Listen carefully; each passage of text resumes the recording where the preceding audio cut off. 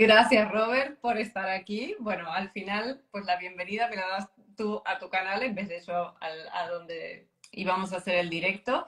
Y bueno, esto, pues agradecerte que vengas a poner un poco de luz sobre todos estos temas que tienen que ver con el futuro de los niños y de las niñas. Es un tema que a muchos padres, madres, educadores, pues nos tiene pues muchas veces preocupados. Entonces yo he recopilado algunas preguntas de distintas personas y también otras pues que las he formulado yo misma para hacerte y para que comentemos un poquitito toda esta situación. Así que Perfecto. si te parece bien, empezamos. Normalmente yo las preguntas las voy haciendo de manera muy fluida, pero esta vez me las he apuntado porque eran muchas. Perfecto, está muy bien también así. Organización, que estamos con energía libre y eso también viene muy bien. Fantástico. Me han preguntado, bueno, en primer lugar, ¿qué tan limitador o potenciador es hacer la carta natal a nuestros hijos? A ver, hacerlas en sí mismo es muy potenciador. Lo que ocurre es que todo depende también de la mirada que tenga el astrólogo, los prejuicios que pueda tener. O sea, que en un sentido dado, si el astrólogo tiene muchos prejuicios, tiene muchas creencias limitantes, pues obviamente puede condicionar negativamente la lectura de carta. O sea, que eso hay que considerar el factor humano. Si hablamos de la parte, o sea, digamos que la lectura es correcta, es buena, realmente es muy potenciador, porque realmente la carta lo que te está diciendo es cuál es la esencia del niño o de la niña, o sea, te está diciendo cuál es la estructura base. Si respetas eso no te puedes equivocar. Si respetas lo que el individuo trae esencial y estructuralmente, no habrá error. Otra cosa es, claro, cuando hacemos una carta a un bebé, por ejemplo, y proyectamos, por ejemplo, futuras profesiones, tenemos que intuir el mercado laboral dentro de 20 años, que a saber cómo va a ser. O sea, es tremendo, eso es muy complicado. Entonces, hay que tener en cuenta esa limitación cognitiva y predictiva que tenemos cuando nos proyectamos 20 años vista. Entonces, más o menos tratamos de proyectar lo que va a ser un futuro profesional parecido al que conocemos, pero ignoramos completamente cómo será ese entorno concreto. Entonces, realmente, hacer la carta a un niño para mí siempre es positivo, siempre es inteligente, siempre es apropiado, y si se la haces con más de un astrólogo, mejor, sobre todo para ver en qué puntos hay confluencias y demás. Luego veo que pregunta mucho por el tema de Israel. Cuando acabemos la charla, hablamos nada, 5 minutos de Israel, para la Estoy gente que está leyendo esperando ya lo una opinión mismo, al respecto. voy con lo mismo y me lo he apuntado, Robert. No sé si tú sabes que yo también soy licenciada en Relaciones Internacionales, así que estos temas también me encienden y digo, bueno, si hay espacio, tenemos que sacar este tema Ah, seguro. Bueno, perfecto, pues para los que están preguntando por el tema, sí, se abordará al final y además también hay que conocer tu opinión, también como astróloga y también licenciada en Relaciones Internacionales. fantástico. Bueno, vamos a seguir ahora con la siguiente pregunta. ¿Hasta dónde como padres podríamos interceder en el destino de nuestros hijos forzando algo que quizás no es para ellos? Y esta pregunta surgió resumiendo muchas que están sobre todo vinculadas al tema del tipo de educación que les van a dar, si los pasan de un colegio fuera del sistema o no, si hay trabas al sacarlos, pues al igual es que el destino del niño es que se quede en la educación formal. ¿Sí? Esto para darle un poquito de contexto, a ver qué nos puedes contar de esto. Sí, es un buen tema porque nos lleva de nuevo a la pregunta de destino, libre albedrío y cómo se juega todo esto, ¿no? Y realmente, claro, no hay una respuesta unívoca. Lo que podemos tener claro es que la influencia de la educación y de los padres es muy importante, pero no determinante. O sea, frente a muchos estímulos que uno reciba en su educación primaria, si el niño es rebelde o la niña es rebelde, se va a rebelar y punto. Es decir, que da igual lo que le quieran poner, si la determinación del niño es fuerte, pasará todo tipo de obstáculos y hará lo que quiera. Si el individuo es más adaptativo o tiene un espíritu más dócil, pues va a ser muy influenciado y muy llevado. Pero también si el individuo es dócil, es porque su misión de vida también tiene que ver con servir a los demás, con permitir que los demás tengan más el espacio, o sea, ya tiene esa disposición.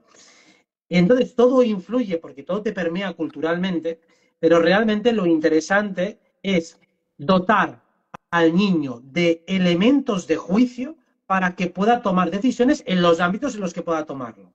Y no en los ámbitos en los que, por supuesto, por falta de conocimiento, criterio y experiencia vital, no puede. Entonces, cuando decimos vamos a respetar la voluntad del niño, primero es vamos a hacerle entender al niño dentro de su capacidad cognitiva y delineativa hasta dónde puede decidir y respetar eso en la medida de lo posible. Entonces, una educación que le agrega al individuo más conocimiento sobre el mundo LGTB siempre será positiva. Entonces, una educación que le agrega al individuo más conocimiento sobre el mundo LGTB siempre será positiva. Saber si es mejor una libre o demás depende mucho del niño, también de las circunstancias, de los padres, entonces no se puede dar una respuesta universal para todo. Por cortarlo por algún lugar, yo diría mejor tirar hacia una escuela más alternativa, más libre, como genérico, como general, porque la escuela del sistema, pues ahora mismo está para el arrastre, pero si no hay más remedio, tampoco es una locura, tampoco está tan mal. A veces logísticamente te va mucho mejor, o es más barata, o ya tienes a tus otros hijos ahí metidos, o las razones que sean. O sea, si por logística la escuela ordinaria tradicional es la que puedes, tampoco es un drama. Tampoco vas a estropear al niño porque todos venimos de esa escuela y al final hemos hecho lo que hemos podido. O sea que, en ese sentido, no tengamos miedo de estropear al niño con una decisión así. Lo que, entre comillas, puede estropear al niño es no dedicarle suficiente tiempo, suficiente atención, suficiente amor y, sobre todo, no hablar con él. Porque la educación que recibía en una escuela es una, pero lo importante es la que recibe de los padres. Entonces, eso es lo que puede estropear, entre comillas, al niño. Que no le des la educación como padre o como madre que realmente el niño merece, que es para que tenga una mente flexible, abierta, para que busque información sobre sí mismo, para que cuestione la que le dan, etcétera, etcétera. O sea, también sería el criterio, ¿no? Quitar un poco ese poder que estamos poniendo en algo que es una estructura externa y centrarnos más en lo que sí podemos dar o nutrir, ¿no? A los hijos, que ahí sí que esa es la parte importante y que sí está bajo nuestro control, porque, ¿no? Absolutamente, absolutamente es eso. O sea, vamos a enfatizar siempre en aquella parte que sí que depende de nosotros y en aquella que delegamos, si bien es importante, nunca va a ser tan determinante como aquella en la que podemos estar machaconamente presentes siempre. Genial. Gracias, Robert. La próxima pregunta es, ¿cómo saber si mi hijo está afectado gravemente por algo energético? Aquí ya nos metemos en el terreno de las energías, la limpieza y todo esto, que, bueno, a muchos de aquí nos apasiona. El principal elemento es saber que si los niños están con parasitaciones o ataques energéticos, casi siempre es por cuestiones contextuales, por algo que está en el contexto, algo que está o en la familia o en el entorno o con la gente con la que se relaciona. Rara vez un niño, salvo que ya nazca con alguna cuestión kármica que ya se tiene que ver de nacimiento, rara vez trae alguna problemática energética de base. O sea, que normalmente es lo que está en el ambiente, lo que el niño está absorbiendo y por lo tanto si hay peleas, hay discusiones, o antes son los vecinos de arriba, los de abajo, o algo familiar, que es lo que el niño va a captar. Entonces, lo primero es tratar de que el ambiente sea saludable y armonioso, porque si hay una problemática energética, casi siempre va a ser de los padres o de la gente que está alrededor. Lo mismo se aplica a las mascotas. Si de repente el perro o el gato empieza a enfermar gravemente, casi siempre será algo que no están expresando los padres. Actúan un poco como para rayos energéticos. Pues los niños igual. Entonces, normalmente es algo que está en el ambiente, que puede estar en el colegio, puede estar con los compañeros, con los amigos. Y al fin y al cabo, tampoco hay que sobreprotegerles porque el niño tiene defensas psíquicas brutales.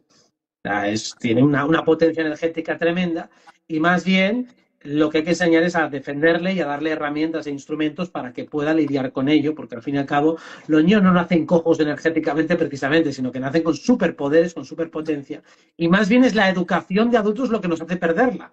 O sea, no pensemos que el niño pobrecito no puede defenderse. Digo, el niño generalmente se puede defender mejor que el adulto está más hecho polvo. O sea, que realmente si dotamos al niño de fortaleza, tiene potencia energética por un tubo. En todo caso, le falta resistencia mental y psicológica, pero energética es una barbaridad lo que tiene. Bueno, aquí ya está respondiendo a la siguiente pregunta que era esta justamente, ¿no? Si hay que enseñar a los niños a que se hagan su limpieza, a que se protejan energéticamente o es una labor que deberíamos hacer los padres, ¿no? Haciéndoles frecuencia, o sea, limpiezas frecuentes y cosas así para prevenir, ¿no? O protegerles el campo energético. Es mejor entonces que aprendan ellos, ¿verdad? Estos recursos. Sí, yo para mí creo que sería básico aprenderlo, normalizarlo y al igual que uno se acostumbra a ducharse, a lavarse, a tener hábitos de higiene a nivel físico, ¿por qué no a nivel energético? O sea, no entiendo por qué debería haber un tabú respecto a lo energético. Al igual que no tenemos un tabú respecto a lo físico, por lo menos lo elemental, yo le enseñas a lavarse los dientes, a ducharse cuando empieza a tener cierta edad. O sea, si todo eso es perfectamente natural, ¿por qué no tener hábitos de limpieza energética? Que además son bastante intuitivos, bastante lógicos. Pues te visualizas una ducha de luz violeta, por ejemplo, pues cosas de estas que son súper sencillas, o te visualizas una burbuja de energía, o haces un decreto de soy luz, soy amor, no sé, lo que se te ocurre en aquel momento, pero algo que sea bastante lógico, bastante intuitivo, bastante bueno, bastante fácil de entender para el niño, que no le rechine, que no le parezca como un acto supersticioso y estúpido, sino que él realmente pueda comprobarlo, ¿no? Y, pues imagínate a ti mismo con una luz que te va rodeando y observa si esa luz se traba, si esa luz viaja fluidamente por las diferentes partes del cuerpo, o sea, cosas que son muy sencillas y muy básicas que podemos hacer los adultos cuando trabajamos en temas energéticos, los niños igual.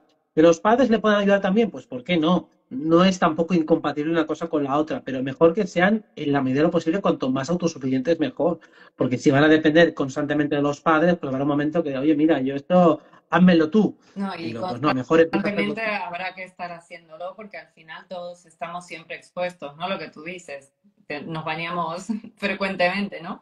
¿Y qué opinas de las gemas, por ejemplo, para este trabajo de protección? Yo, por ejemplo, a mis hijos les doy una selenita para que se limpien energéticamente y bueno, con el pequeño sobre todo me funciona más que la imaginación y esto porque ahí un poco como que se traba por la edad, ¿no?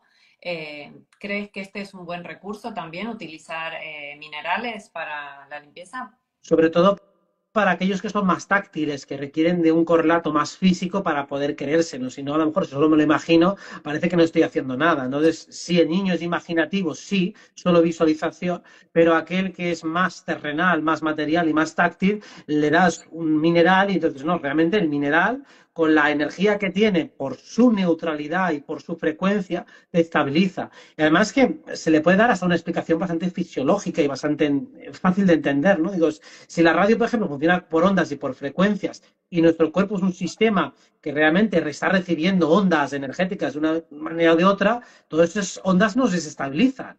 Entonces, cuando nosotros utilizamos un mineral, estamos utilizando una onda neutra, una onda muy estable. Entonces, aunque solo sea para equilibrar y estabilizar nuestro campo energético, pues ya tiene bastante sentido. Por eso los minerales, la gracia que tienen es su homogeneidad de onda.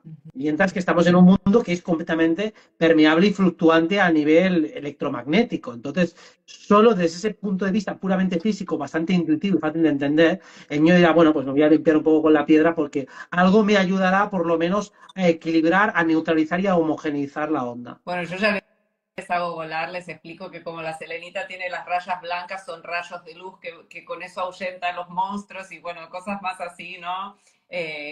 Quizás que sí que tienen como una parte más imaginativa, pero que bueno, a veces es esto, desarrollar la creatividad para tratar de darles estos recursos.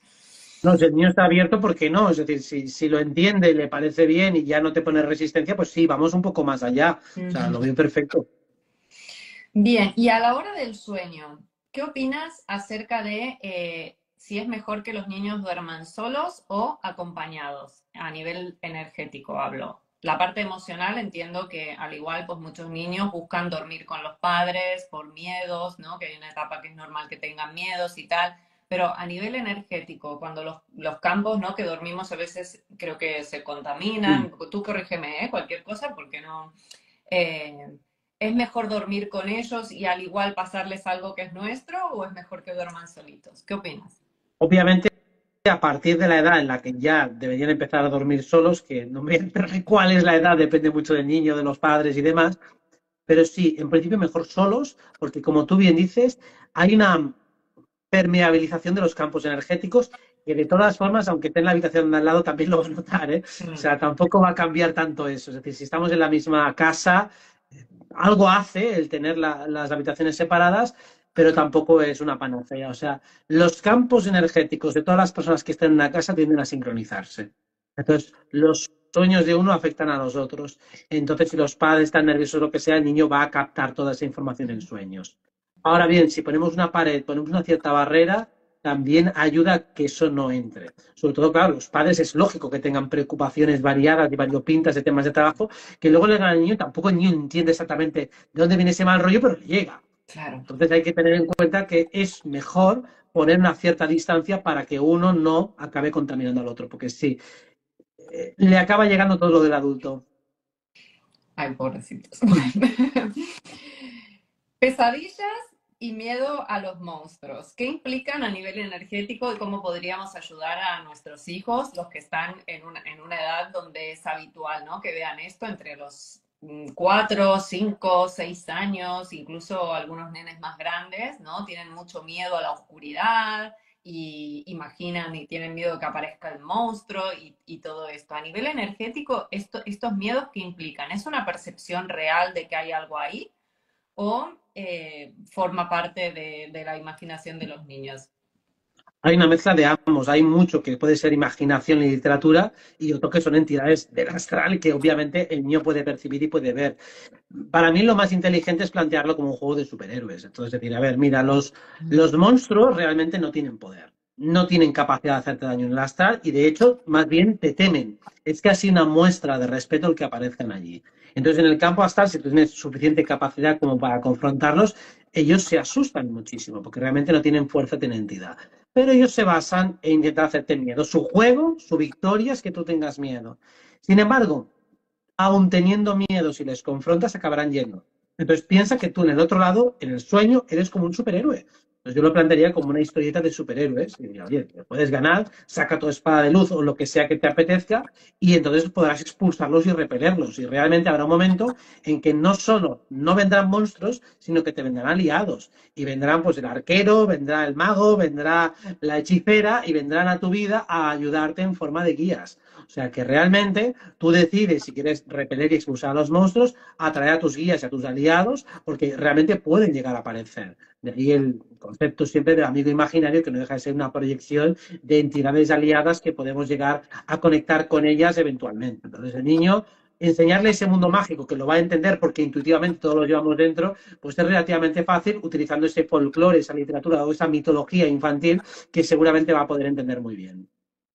Y esto, bueno, hasta los 7 años, ¿no? Existe esta conexión tan fuerte. A partir de 7 años, que es la primer cuadratura de Saturno, quizás está esta posibilidad, ¿no? De que es como que se corta ese cordón de conexión con toda la parte más espiritual que tienen los niños. ¿Es esa la edad más delicada o...?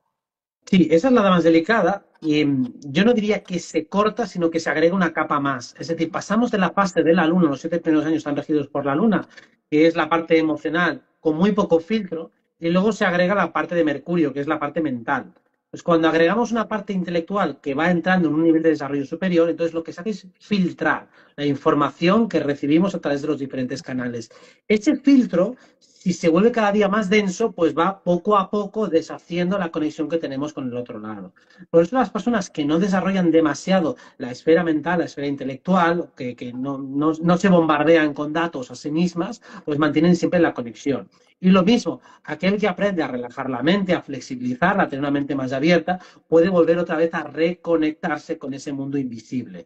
Por eso todo es la relación entre el corazón y la mente, entre los 7 y los 8 años, por así decirlo, en esa transición, cuando realmente nosotros tenemos la sensibilidad del niño, de los 7 primeros años, la conexión con la luna, la parte emocional, y luego le agregamos la parte mental, que es la interpretación de los hechos. En lugar de cerrar nuestra mente, la seguimos abriendo, pero le damos un poco más de control, de coherencia, de concordancia.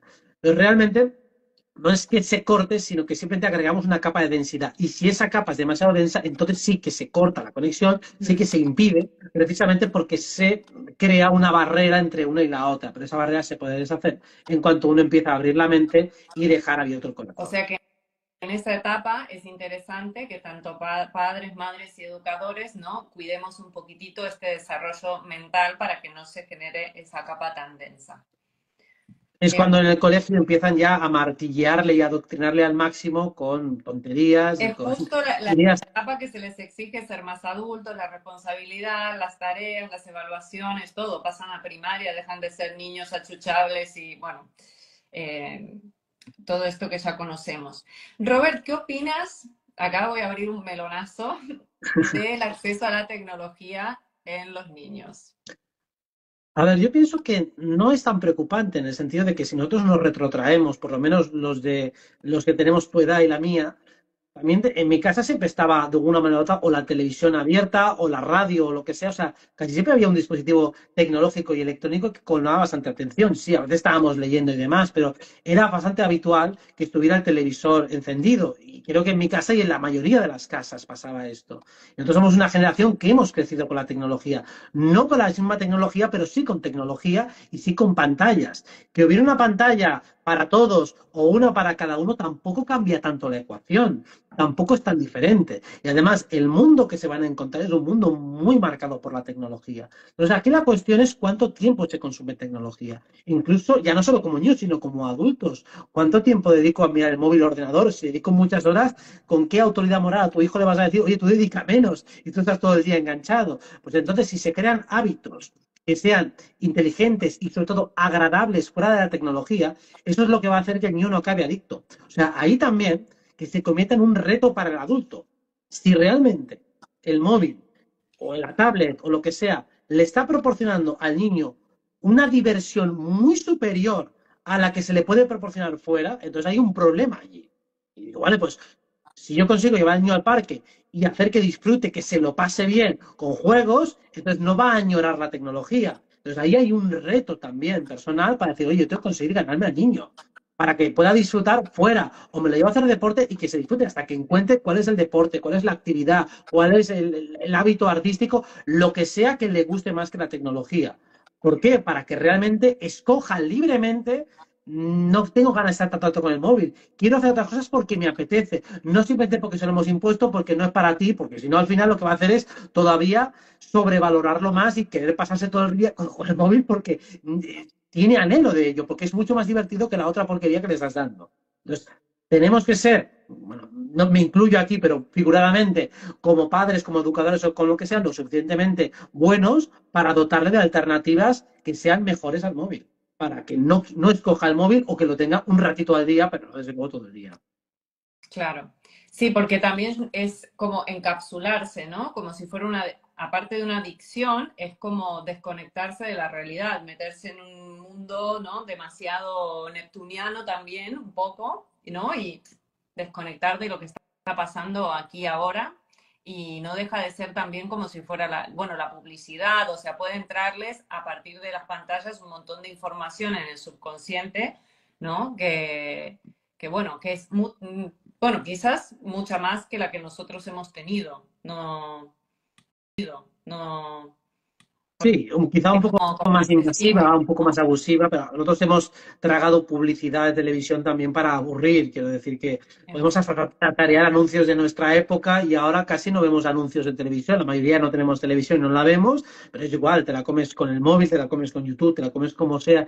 Yo no veo que sea especialmente más delicado de lo que fue en nuestra época. Sí que quizá es más espectacular por el hecho de que el smartphone y la tablet marcan un poco la diferencia, pero no deja de ser la tele. O sea, si antes estábamos, yo qué sé, 4 horas viendo la tele, pues ¿qué más da 4 horas viendo la tablet? No es tan diferente. No, pero es la inmediatez, porque muchas de estas pantallas, claro, van pasando y al final Eso, es como que no les gusta ninguna y van tac, tac, tac, tac, tac, tac, y acaban con unos estados de euforia, bueno, que parecen poseídos a veces, ¿sabes? sí, Pero esto ya sería un síntoma de adicción, ¿verdad? O sea, ya esto sería cuando el niño está totalmente adicto al tema. sí, y eso también depende de la naturaleza de las actividades que estén haciendo con la tablet, con el móvil. Si están pasando de una cosa por la otra, es que porque tampoco saben ni lo que están buscando. Entonces ahí se les supervisa, tío, no vas a ver un vídeo, pero te voy a dejar el vídeo 1 hora, por ejemplo. Mm, Te pongo una película, perfecto, pues una película. Pero que me esté cambiando de vídeo a vídeo en YouTube, digo, no, así no vamos claro. bien. Me O esto, sea, tecnología sí, pero limitada. claro, es decir, sí, si quieres jugar a un juego, te pongo un juego, pero no me cambies cada 5 minutos de juego. Con Claro. este juego te lo pasas. Entonces ahí, cuando ya ves en un momento dado que el juego es retador, que te puede caer más difícil, al final el niño acaba abandonando el videojuego porque ve que es complicado, que le exige esfuerzos mentales, entonces lo deja por hartazgo. Pero claro, si cada vez que se aburre un juego, cada 30 segundos cambia a otro, eso es lo que le crea un patrón adictivo, donde está buscando una gratificación fácil y eso es lo que le crea el problema. Ahora no, ahora te pongo con el juego, ahora te lo pasas. Venga, tenga un rato. Al momento que lo dejará él porque quiere, digo, ya no quiero jugar más. Me he cansado porque es difícil. Perfecto, pues entonces ya dejará la tablet él solo porque le apetece. Claro, lo suyo sería la condición, ¿no? Vale, pues tienes el móvil tanto rato, pero tienes que escoger un juego desde que empiezas hasta que terminas. Y no se puede cambiar, ¿no? Por ejemplo, para Por ejemplo. establecer Sí, en plan entonces, una norma. sí, jugar todo el rato con las normativas. O sea, como en cualquier juego hay que poner unas reglas. Entonces digo, sí, sí, yo te dejo jugar, pero con estas reglas. Si respetas las reglas, puedes jugar. Ahora, no puedes hacerlo de cualquier manera. ¿Por qué? Por tu protección y por tu salud mental. Y digo, y no porque seas niño, si a un adulto básicamente le recomendaría lo mismo. Tal cual. Si es que muchas veces sin darnos cuenta vamos mirando y tac, tac, tac. A mí me pasa que chequeo automáticamente todas las aplicaciones y de repente digo, ¿pero qué estoy haciendo? ¿Cuántos segundos pierdo al día? Doble chequeando, triple chequeando las cosas y no tiene sentido, ¿no? Al final podemos coger el móvil, usarlo para una función, revisar todo y aparcarlo. Pero el componente adictivo que tiene para todos, bueno, es lo que ya comentamos, ¿no? Vale, pues entonces esto, tecnología sí, pero con límites sanos. ¿Qué sistema educativo es el más apropiado según tu criterio? Que les prepare para el futuro. Yo casi diría radicalmente ninguno, ningún sistema educativo, por lo menos de los que existen está claro que ninguno, pero lo más parecido es una escuela libre, una escuela Waldorf, una Montessori, serían los que más se aproximan por lo menos a lo que sería para mí una buena educación o directamente la educación con los padres, o sea, que le eduquen los padres y punto, que no vaya a la escuela, sino que le eduquen los propios padres y obviamente estos que tuvieran suficiente respeto y conocimiento del niño. Para mí lo importante de una educación sería conoce bien al niño que estás educando. Por eso para mí la astrología es importante. O sea, conócele bien y también conoce el medio que se está enfrentando él. Conoce bien a qué se va a enfrentar en esta vida, qué tipo de desafíos puede tener, los desafíos sociales, desafíos profesionales, y tratar de darle aquellas materias que sabes que más le van a ayudar en la vida. O sea, prácticamente lo que más podía echar en falta en la escolarización que hemos tenido nosotros son materias fundamentales que nunca se impartieron. Pues esas son las que hay que empezar a enseñar. Pues derecho, economía, primeros auxilios, temas de salud, de nutrición, de inteligencia emocional, de psicología, de filosofía, de metafísica. Bueno, pues todos esos temas que no se tocan jamás. Y dentro de la matemática podríamos entrar a perfeccionar mucho todo lo que son reglas de tres, cálculos y operaciones estadísticas, o sea, todo aquello que sí que se puede utilizar mucho en lo que es la vida O cotidiana, hacer Hacienda, razonamientos que te estadísticos. enseñen a hacer una declaración de la renta, por ejemplo, ¿no? Sí, es Exacto, es que decir, ostras, trámites burocráticos y administrativos, que todo eso se comprenda muy bien, las diferencias que hay entre ser autónomo, entre ser empresario, lo que hay que presentar, los impuestos, toda esa parte que es tremendamente complicada, que como adultos nos abruma, que eso esté bastante claro, que se entienda bastante bien, lo mismo que la base del derecho, porque eso va a hacer que el niño nazca con una inteligencia financiera y que salga muy dotado para lo que luego va a ser su vida profesional. Eso como los mínimos. Y luego un alto nivel de especialización, si hay algún tema que le interesa mucho, pues ahí lo especializamos bastante, pero siempre teniendo unos mínimos en todas las materias que son troncales, que son un poco las que hemos dicho. Sí, a nivel lingüístico también, en lugar de estar analizando estructuras gramaticales, que tenga un buen léxico, que tenga una buena cultura novelesca para que lea libros que le interesen y que le gusten y así que tenga un buen léxico fluido, para que se especialice en aquellos temas que realmente le apetecen. O si le gusta el entretenimiento, pues el entretenimiento y que se dedique a hacer teatro o a escribir. Pero en todo caso, respetar mucho sus gustos, sus inclinaciones naturales, potenciarlas y darle los mínimos necesarios como kit de supervivencia para la jungla social que se va a enfrentar en el adelante. total. ¿Crees que es importante que los niños aprendan todo lo básico, por ejemplo, ¿no? De arreglar una tubería de la casa. Es que yo digo, hay cosas tan básicas que no se enseñan en el cole. Lo de primeros auxilios que decías, cómo atender una herida, cómo, ¿no? Hacer estos masajes cardíacos.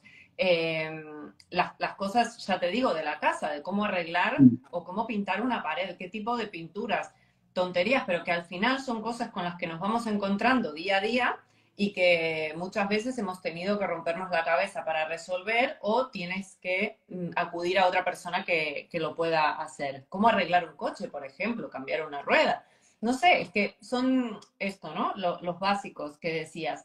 Si van a un colegio donde no les enseñan nada de esto, sugieres que como padres todo esto les vayamos enseñando, ¿verdad? Sí, sería el eje vertebrador de una buena educación para un niño. O sea, teniendo en cuenta que la cantidad de materias wikipédicas, es decir, cosas que al final es cultura que puedes encontrar en cualquier libro, en cualquier lugar, ¿cuál es el papel que tiene entonces ahí toda la estructura normativa, el docente, para explicarte eso? Que al final, si el niño sabe leer, pues que lo lea y ya está. Y en todo caso, que tenga un tutor que le responda a preguntas cuando tiene dudas. Pero ya está, que me explique lo mismo que está en el libro, ¿qué sentido pedagógico tiene? No, O sea, claro. el sistema está fatal. Luego los profesores hacen lo que pueden, pero el sistema en sí mismo está diseñado de una manera horrible y, por supuesto, a mala leche. No es un accidente que esté hecho así, eso se ha hecho así para que crear esclavos, sistemas de obediencia, premios, castigos, estructuras jerárquicas, adoctrinamiento cultural. Bueno, pues está hecho de esta manera precisamente para que el ser humano no sea independiente y que jamás se emancipe del Estado ni del sistema. O sea, que siempre siga pensando mediante una estructura que previamente se te ha metido en la cabeza y no te das ni cuenta y está siendo pensado por tu cultura. Bueno, y toda tu vida está prediseñada también, ¿no? Entras, haces esto, haces lo otro, después aquí, y está todo el recorrido donde habrá algunas vertientes que se abren, pero al final todas terminan en lo mismo. O te sales de eso y tienes que sobrevivir como puedes, o ahí, ¿no? A la carrera de las ratas que dicen. Entonces, para ti en el sistema educativo, ¿es mejor que exista un cambio desde dentro o desde fuera? Esto me lo ha preguntado una persona que trabaja dentro del sistema operativo, perdón, dentro del sistema educativo, y muchas veces se pregunta qué hacer para hacer ese cambio, si es mejor desde dentro empezar a luchar para que las cosas cambien o si realmente, o sea, hay que sacarlo por completo y crear un sistema educativo nuevo. ¿Qué opinas de esto? Las dos cosas. Digamos que el que está dentro va a tener de responsabilidad, vamos a decir, un 20% dentro de la ecuación global. O sea, el 80% es el que lo hace fuera del sistema, porque ese es el que realmente puede innovar más, probar más, ser más libre y también poner a prueba lo que funciona. Es decir, que vale, proponemos una alternativa, pero tampoco tenemos claro qué va a pasar. O sea, si no hay un experimento, no se ha puesto a prueba, no podemos pulir detalles y errores. Claro, aquí salen muchas ideas más o menos aproximadas. Luego habría que ver eso, cómo se estructura en un plan educativo para que eso sea funcional, para que funcione bien y que luego el niño realmente salga mucho mejor preparado emocionalmente, psicológicamente y a nivel de habilidades y competencias en el mundo real. O sea, que básicamente esto tiene que ponerse a prueba fuera. Y luego dentro, lo que se pueda, que para mí es un 20% respecto al otro 80%, hacer lo que se pueda. O sea, ir tratando de meter con calzador o sea, alguna asignatura más alternativa, flexibilizar los modelos educativos, que el profesor que no le controla mucho, pues que lo haga un poco a su manera. Bueno, ya me consta, muchos profesores que son consultantes que ya me lo cuentan que lo van haciendo. Eso está genial, pero claro, no se pueden hacer maravillas a corto plazo teniendo en cuenta que toda la educación está controladísima por los de arriba. Entonces, el que lo hace es alguien que lo hace un poco por cuenta y riesgo y sí que a veces te puedes encontrar pues algún colegio, alguna escuelita o lo que sea que no ejerzan demasiado control y ahí cuelas algo, pero aprovechándote un poco de la negligencia en el control que tienen los de arriba. Entonces, a partir de ahí, pues tú avanzas hasta que alguien te toque la cresta y te diga, oye, ¿qué estás haciendo? Y digo, no, perdón, es que como nadie me decía nada, pues yo he ido avanzando. Entonces, sí, hay que hacer cosas de dentro, pero no es el eje central. El eje central es lo que se puede hacer desde fuera, que es ahí donde realmente se puede poner a prueba que lo que decimos tiene sentido. Y entonces, si ahora estamos en un momento, ¿no? Como de transición, por lo que estás comentando, ¿no? Donde hay un sistema educativo que tiene que de alguna manera, pues, transformarse o caer y uno nuevo que tiene que emerger. ¿Cuánto crees que puede durar este periodo de transición entre un sistema y el otro? ¿Crees que Urano en Géminis podría ser... No. Urano será el revulsivo, entra en 2025-26, son 7 años. Transición se tiene que hacer durante Urano en Géminis. Entonces, podemos decirlo que en estos 7 años, o los próximos 9 años, por así decirlo, tiene que haber una transformación radical. No sé hasta qué punto, pero desde luego bastante importante y bastante significativa. O sea, va a ser notoria para cualquiera. Cualquiera va a poder darse cuenta de que hay un antes y un después tremendo y que todo lo que estamos hablando ahora casi utópicamente, dentro de unos años, empezará a estar bastante normalizado. Eso no va a detener el intento de adoctrinamiento por parte del sistema. O sea, de hecho, se va a recrudecer porque los dos movimientos van a funcionar en paralelo. Por eso a veces puede crear un poco de confusión. el adoctrinamiento va a avanzar muchísimo y ser tan radical que eso es lo que va a permitir que haya una respuesta alternativa mucho más fuerte. Porque Claro, imagínate que ahora el sistema se flexibiliza un poco más, es más abierto, pues bueno, pues ya no hay necesidad de alternativo. Si ya más o menos lo están haciendo bien, pues ya me olvido del tema. No, las dos cosas van a la vez. Me presiona más con un adoctrinamiento cada día más grosero y más excesivo, y eso es lo que hace que los padres y madres que se van revelando pues van creando una alternativa mucho más seria, mucho más organizada, porque lo otro es insufrible. claro. Crece la luz, crece la sombra y así, ¿no? Bueno, Es que es así como funciona. claro, claro. Mm. Em, Robert, ¿qué cuestiones deberían ocuparnos con respecto a la Agenda 2030 y el futuro de nuestros hijos? Este es el motivo por el cual te pregunté, podemos hacer un directo, porque cuando vi todas estas cosas, bueno, estaba encendida a fuego y me encantaría escucharte con respecto a esto. Respecto al tema este de adoctrinamiento, cómo va a llegar, hay una parte que permite ser optimista. Y es, yo estoy prácticamente convencido de que gran parte de las políticas de educativas de 2030, de todo lo que ya sabemos, lo que buscan realmente es crear división social, no implementarse finalmente. Y me explico, porque por muchos motivos. Primero es porque hay una incompatibilidad manifiesta entre una promoción que se está haciendo culturalmente, por ejemplo, del Islam, de una migración masiva, y luego las políticas LGTBI. O sea, la gente que viene del mundo islamista, donde prácticamente ser homosexual es pena capital, ¿cómo va a encajar luego que al niño le estén adoctrinando de una manera donde, bueno, se permite, que cosa que me parece perfectamente genial, la homosexualidad, pero es muy incompatible con las culturas de las que ellos vienen? Entonces no puedes promocionar dos culturas al mismo tiempo que están en franca contradicción. Lo mismo la transexualidad y demás. Entonces yo lo que creo es que lo que buscan es crear un choque. También aquí, todo lo que son religiones, católicos y demás, también están en contra, están oponiendo. Entonces ellos no van abiertamente en contra de ninguna religión, de hecho incluso promocionan el Islam y al mismo tiempo algo que es totalmente antirreligioso. Entonces, lo que yo creo que buscan es un choque de trenes. No creo que venga toda esa política para quedarse. Pensemos en Estados Unidos, que es un poco la cuna de este mundo del no binario y demás, y son tremendamente cristianos y va completamente en contra una cosa de la otra. Entonces, eso es para crear un choque entre la izquierda y la derecha.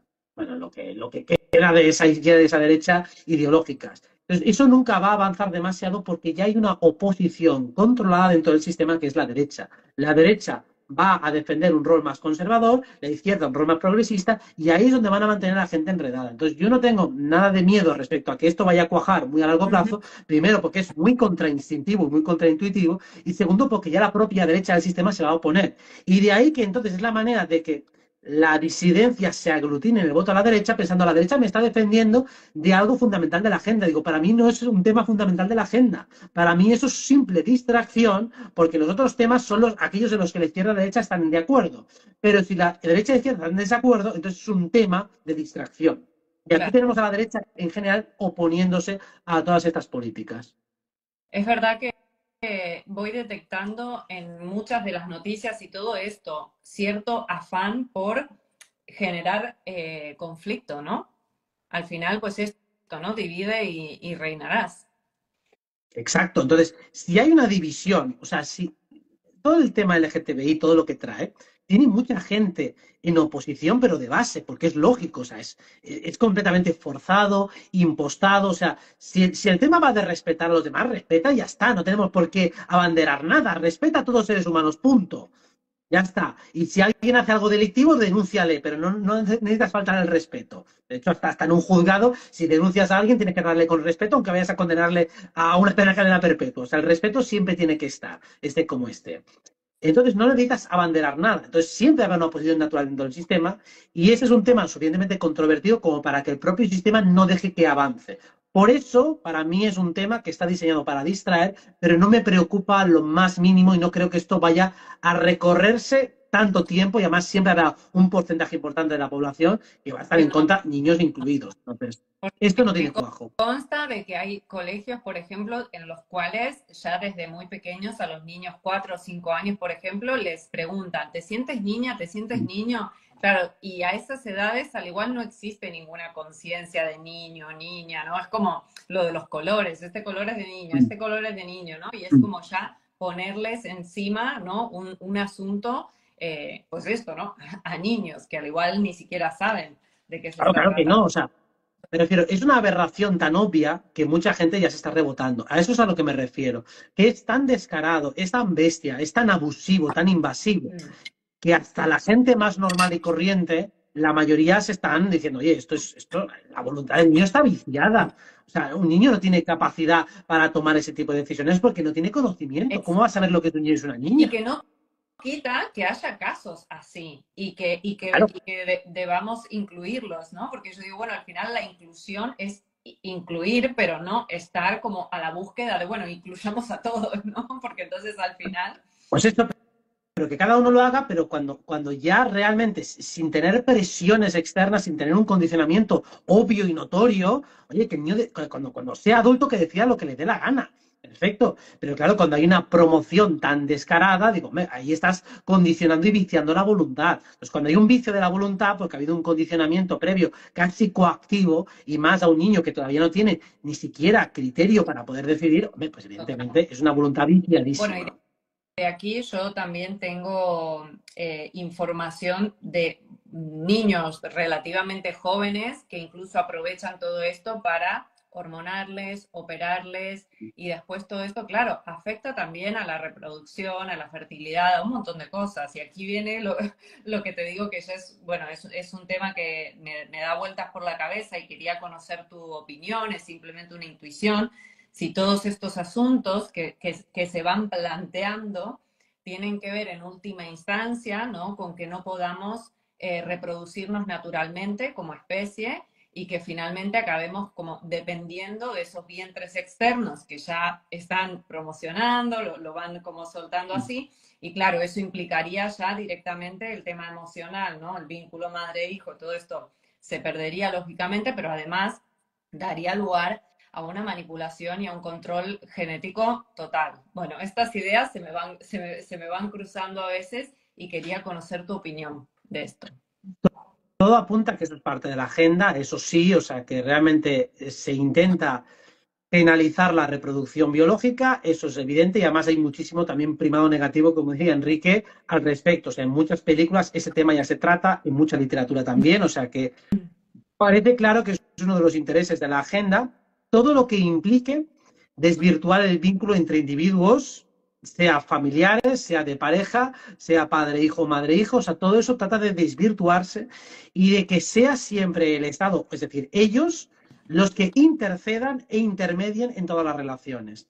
Entonces, eso siempre está dentro del plan para ejercer más control.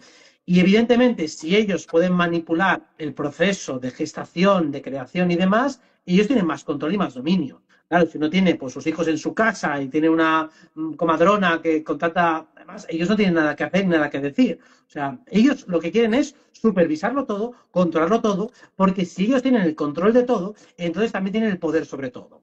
Tú imagínate con todo lo que absorbe un bebé mientras está a los 9 meses en la barriga de la madre, ¿no? A nivel de su subconsciente.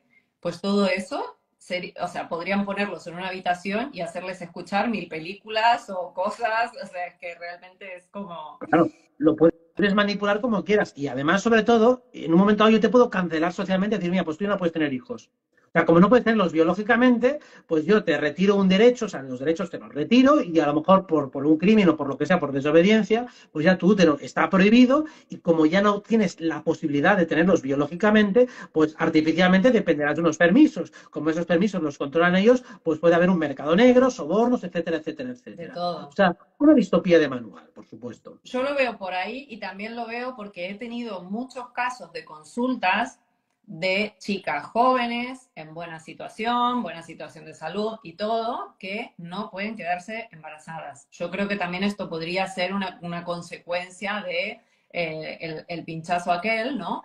Pero es un tema que me preocupa porque digo, ¿cómo puede ser tantas chicas, chicas jóvenes, sanas, en buena situación, con trabajo, estabilidad y todo, que no puedan quedarse embarazadas? Pues claro, ahí ya podemos entender que hay diferentes elementos seguramente exógenos que han sido o introducidos al cuerpo, como bien ya apuntas, o que han llegado por otras ondas o por donde sea, pero que están alterando la biología del individuo. Entonces, todo eso está afectando, porque sí que es verdad que hay muchos más casos de infertilidad que no tienen ningún sentido cuando se da en mujeres jóvenes en edad fértil, con buena salud. Digo, bueno, entonces esa buena salud hay que entrecomillarla. Ya, sí, porque donde consumamos o lo que hagamos podemos hacer más o menos conciencia, pero al Mm. final sabemos, ¿no? Que si tiran cosas y todo, pues es el aire que respiramos, ¿no? A no ser que vayamos con una máscara con filtros anti todo, pues es el aire que nos toca y el agua que nos toca y todo, ¿no? Así que bueno, Robert, he terminado con toda la lista de preguntas. Pensé en un momento que no íbamos a llegar, ¿eh? Cuando vi tantas, digo, uy, uy, uy, madre, a ver cómo lo hacemos. Y fíjate que estamos a horario, así que no sé si tienes ganas de comentar alguna cosa con respecto a lo de Israel, que estaban preguntando al principio. Si quieres contar Vamos a ello. qué opinas de esta situación, qué te llega a nivel energético y también a nivel político y social. Vale, vamos a ir un poco por capas y rápido y luego también me gustaría conocer tu opinión al respecto. A ver, astrológicamente estamos cerca del eclipse, o sea, el eclipse es en 4 días contados. Tenemos un aspecto bastante interesante que es Marte con el nodo sur cuadratura a Plutón, que es una posición violenta. Cuando empezó lo de Ucrania, Marte y Plutón estaban conjuntos, ahora están en tensión otra vez, con lo cual hay un hecho violento que es incontrovertible. O sea, hemos visto que han matado gente, han secuestrado gente, esos son los hechos. Ahora, ¿qué ha pasado realmente? ¿Quién ha provocado esto? Ya lo podemos intuir, que esto, como siempre, es un ataque de falsa bandera. Es decir, que alguien ha permitido que esto suceda, no es un conflicto del país A ataca B o lo bueno contra lo malo, sino no. Todos están dirigidos por la misma gentuza. Yo creo que a esas alturas de la película el análisis sociológico y politológico es muy sencillo. Hay alguien que ha permitido que eso suceda y se pretende, como siempre, que nos posicionemos en un bando o en otro. No hay dos bandos. Hay un bando que es el que dirige todo ese tipo de operaciones. Entonces, pensar que unos son los buenos y otros son los malos es quedarse en una película que, por supuesto, ya ha quedado acreditadísimo que no funciona de esta manera. Yo coincido contigo. La verdad es que lo primero que me llegó, aparte de una reacción física muy fuerte, porque nuestro cuerpo reacciona, es inevitable. O sea, te enteras de eso, ves, y uno, inevitablemente el cuerpo, esto que dices, ¿no? Como que, y enseguida te empiezas a cargar de odio porque te enchufas a esa frecuencia de energía de eso que te están comunicando y es como, y salirse de ahí y trabajar la compasión, primero darse cuenta de la ilusión y del velo, ¿no? Y después trabajarse la compasión y bajar esos niveles como de rechazo, de odio que te puede generar, pues es un trabajo individual que tendríamos que estar ahora mismo, yo creo, haciendo todos. A mí, mi percepción en esto, es que están creando un escenario para avivar los conflictos porque, bueno, pues yo qué sé, tienen ganas de sacar dinero de ahí, tienen ganas de entretenernos en eso mientras están haciendo todas las otras manipulaciones, ¿no? Eh, Así que comparto contigo, Y totalmente. además eso, un eclipse en Libra que está diseñado directamente para estimular la polarización, para que crees la ilusión de los dos bandos, pero como el Sol está con el nodo sur, que ya tiene una connotación muchas veces regresiva o por lo menos de cuestiones del pasado, cosas que ya conocemos y que ya comprendemos muy bien, pues yo creo que es más fácil ahora, a esas alturas de la película, leer la jugada. Además es muy fácil de leer, que no hace falta conocerlo todo para saber que eso está diseñado por alguien. Cuando uno analiza los hechos de lo que supuestamente ha pasado o han hecho, digo, pues cómo puede ser que hayan podido colarse unos terroristas aquí y hacer tal o cual cosa, que no se entere nadie, que el ejército lo permita. A ver, eso es evidentemente alguien les ha dejado pasar, o sea Con que el nivel, no hay que entrar muy al detalle para entender que hay manipulación. Dime, perdón. no, que con el nivel de seguridad que hay, lo que tú dices, ¿no? Y también el nodo sur en Libra, a mí se me viene, ¿no? Que también es como se están limpiando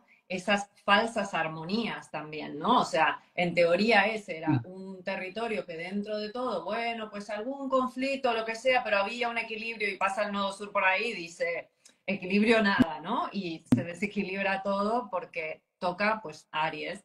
Y Sí. Aries, pues Bueno, implica enfrentamiento y implica que ahí ese supuesto equilibrio en realidad tampoco era una solución real a este conflicto que para mí ya es un conflicto ya originado, montado por las superpotencias, o sea, porque todos los acuerdos sobre esa zona, bueno, tienen mucha tela, mucha historia y no han sido creados ni por Israel ni por Palestina, ¿no? O sea que, bueno.